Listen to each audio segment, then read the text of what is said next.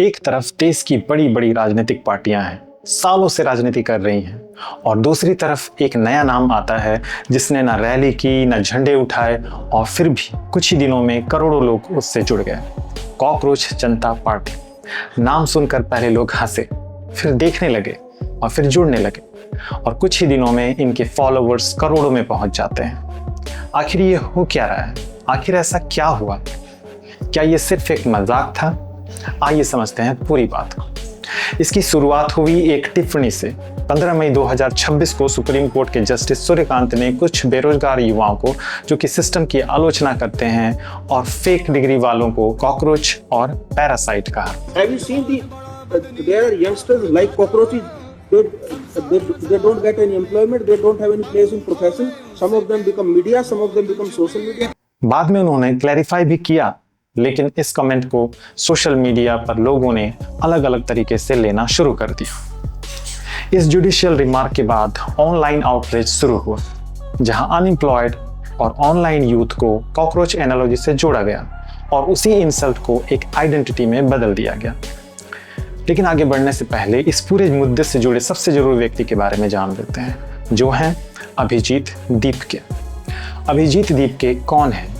30 साल का पुणे का लड़का, बॉस्टन यूनिवर्सिटी में पढ़ रहा है। पहले आपकी सोशल मीडिया टीम में काम कर चुका है। मीम कल्चर, डिजिटल कैंपेन उसका पेशा रहा है। किसी बड़ी फंडिंग के बिना सिर्फ एआई टूल का इस्तेमाल करके उसने वेबसाइट, मैनिफेस्टो और पूरा सिस्टम खड़ा कर दिया।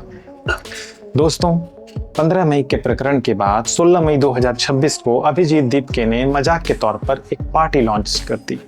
नाम रखा कॉकरोच जनता पार्टी, CJP। मजाक क्या था कि एक जज ने बेरोजगार युवाओं को कॉकरोच और पैरासाइट कहा, तो उसी को लेकर अभिजीत ने लिखा, what if all cockroaches come together. और फिर कहा, क्यों ना सारे कॉकरोच मिलकर एक पार्टी बना लें। अभिजीत दीपके ने मैं भी कॉकरोच का नारा भी दिया, यानी जिसे मारने की कोशिश करो वो और ज्यादा फैल जाए, ठीक कॉकरोच की तरह। और बस यहीं से आग लग गई। आपको बताते चलें कि उन्होंने अपनी पार्टी के लिए मैनिफेस्टो भी लिखा, और वो 5 पॉइंट मैनिफेस्टो लोगों को पसंद भी आ रहा है, जैसे कि रिटायरमेंट के बाद किसी जज को इनाम में राज्यसभा की सीट नहीं मिलेगी। दूसरा वादा, हर असली वोट सुरक्षित रहेगा, लोकतंत्र किसी का खिलौना नहीं है। तीसरा वादा, संसद और कैबिनेट में 50% महिलाओं को सीधा अधिकार मिलेगा। चौथा वादा, मीडिया सवाल पूछेगा, सिर्फ सरकार की तारीफ नहीं करेगा। पांचवा वादा, पार्टी बदलने वाले नेताओं पर 20 साल तक चुनाव लड़ने पर रोक लगेगी। लोग हमारा मजाक उड़ाते हैं, लेकिन याद रखो, कॉकरोच कभी हार नहीं मानता। और साथ ही युवाओं की जॉब, एजुकेशन और सिस्टम बदलने की मांग भी रखी गई। अभिजीत दीपके भले ही आपसे जुड़े रहे हों, लेकिन इस बार उन्होंने कोई बड़ी आइडियोलॉजी नहीं बेची। उन्होंने एक भावना पकड़ी, नाराजगी। एक टिप्पणी के बाद सोशल मीडिया पर बहस शुरू हुई, और वहीं से कॉकरोच शब्द को लोगों ने अपने तरीके से पकड़ लिया। ऑनेस्टली नाम जीनियस था, कॉकरोच। सबको वियर्ड लगा, लेकिन फिर लोगों ने सोचा, अरे ये तो सही सिंबल है। चप्पल मारो बच जाता है, स्प्रे मारो बच जाता है, इग्नोर करो और मल्टीप्लाई हो जाता है, बिल्कुल इंडियन यूथ की तरह। लोगों ने सोचा, अगर हमें कम समझा जा रहा है तो ठीक है, हम वही नाम अपना लेते हैं। कभी कभी मजाक में बोली गई बात लोगों के अंदर की नाराजगी को बाहर ले आती है। सवाल था, अगर युवा बेरोजगारी, परीक्षा और भविष्य की चिंता से जूझ रहे हैं तो उनकी बात कौन कर रहा है? और यहीं से एक नाम धीरे धीरे आंदोलन जैसा दिखने लगा। अब सबसे बड़ा सवाल, लाखों लोग इतनी जल्दी क्यों जुड़ गए? क्योंकि लोग इसी नाम से नहीं जुड़े, लोग अपनी परेशानियों से जुड़े। पहला कारण, नौकरी और भविष्य की चिंता। एक युवा पढ़ रहा है, परीक्षा दे रहा है, सालों तैयारी कर रहा है, लेकिन उसके मन में एक डर है, क्या आखिर में नौकरी मिलेगी भी? आज कई युवाओं की समस्या मेहनत नहीं है, समस्या है मेहनत के बाद भी भरोसा ना होना। और जब कोई पेज इस बात को मजाक और व्यंग में बोलता है तो लोग सुनने लगते हैं। फिर आया नीट का विवाद, परीक्षा को लेकर सवाल, छात्रों की नाराजगी, अनिश्चितता। लाखों छात्र पहले से दबाव में थे। अब सवाल था कि मेहनत हमारी, लेकिन भरोसा किस पर करें? यहीं से CJP को सबसे बड़ा फ्यूल मिला।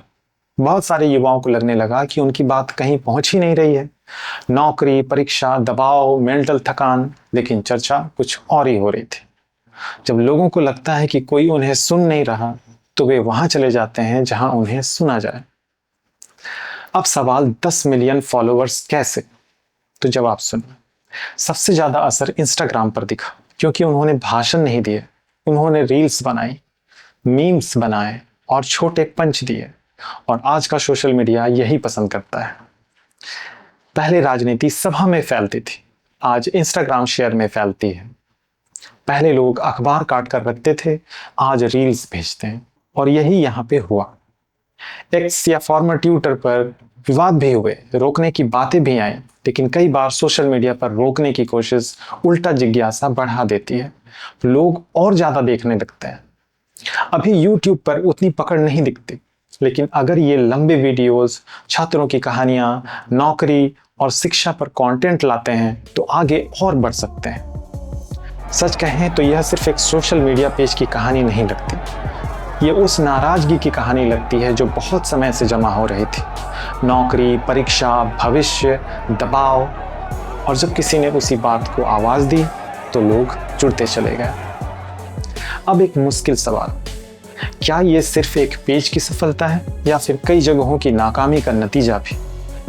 क्योंकि सोचिए, अगर युवाओं में इतनी नाराजगी नहीं होती तो क्या इतना बड़ा समर्थन आता? नाकामी भी किसकी? उन संस्थाओं की जिन पर भरोसा होना चाहिए। जब परीक्षा पर सवाल उठते हैं तो भरोसा टूटता है। जब नौकरी कम दिखती है तो भविष्य पर डर बढ़ता है। जब युवा कहते हैं हमारी बात कोई नहीं सुन रहा और जवाब नहीं मिलता तो फ्रस्ट्रेशन जमा होता है। और जमा हुआ फ्रस्ट्रेशन कभी कभी वोट नहीं बनता, वायरल बन जाता है। आखिर कॉकरोच ही क्यों? नाम अजीब था, शायद इसी वजह से चल गया, क्योंकि लोगों ने इसका मतलब निकाला बार बार गिरकर भी टिके रहना, संघर्ष करना, बचे रहना। शायद बहुत लोगों को इसमें अपनी कहानी भी दिखाई दे गई होगी। लेकिन अब सबसे बड़ा सवाल, क्या ये सिर्फ कुछ दिनों की इंटरनेट वेब है या ये संकेत है कि देश का युवा कुछ कहना चाहता है? अगर करोड़ों लोग कुछ दिनों में जुड़ रहे हैं तो कहानी सिर्फ एल्गोरिथम की नहीं हो सकती। कभी कभी वायरल होने वाली चीज असल में लोगों की मन की बात होती है। धन्यवाद।